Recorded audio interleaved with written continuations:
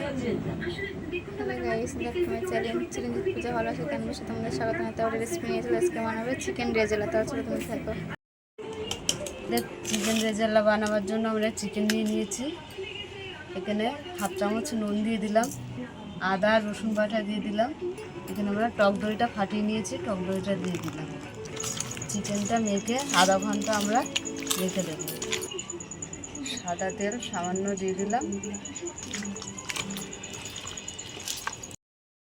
আমরা গরম জলটা দিয়ে দিলাম, দিয়ে চাপা দিয়ে দিলাম।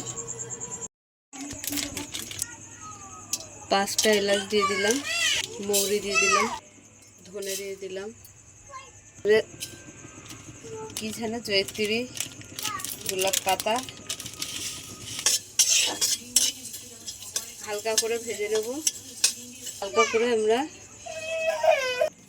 পেঁয়াজটা আমি পেস্ট বানিয়ে নেব। কাজু বাদাম আর পোস্ত আমি বেটে নেব।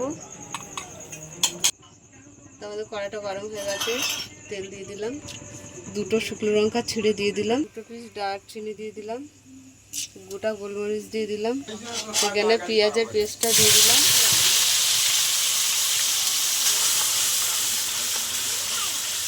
তো আমি ঘিটা তেলের সঙ্গে দিতে ভুলে গেছিলাম, ঘিটা দিয়ে দিলাম।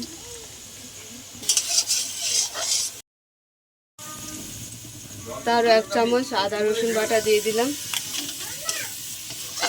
আদা রসুনটা কষা হয়ে গেছে, চিকেনটা দিয়ে দিলাম। সেখানে আমি গোলমরিচটা দিয়ে দিলাম গুঁড়ো। আমি নুন দিয়েছিলাম, এখন আবার স্বাদ মতো নুন দিয়ে দিলাম।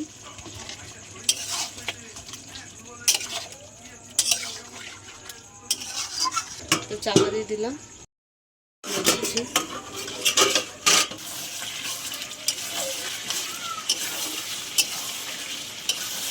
এখানে আমি কাজু বাদাম আর পোস্ত বাটা দিয়ে দিচ্ছি,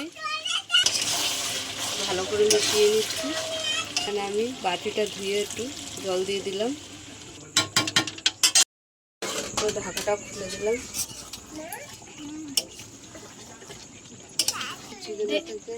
চিকেন রেজালা থেকে তেল ছেড়ে দিয়েছে, হয়ে গেছে।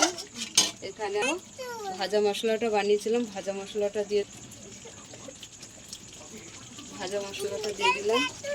গরম মশলা দিয়ে নামিয়ে নেব।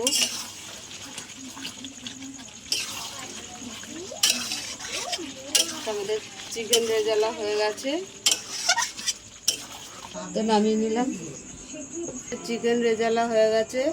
আমার ছেলে চিকেন রেজালা খাবে বলছিল, তার জন্য বানিয়েছি।